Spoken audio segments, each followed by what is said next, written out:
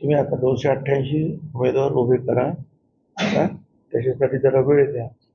मला शिवाय देऊन काय उमेदवार उभे करून काय फायदा आहे?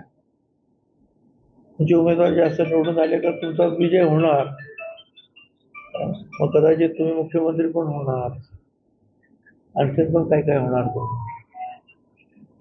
त्यामुळे मुख्यमंत्री झाल्यावर शिवाय शाप देऊन चालत नाही. त्यामुळे आतापासूनच जरा वागणं आपण सुधारलं पाहिजे ना.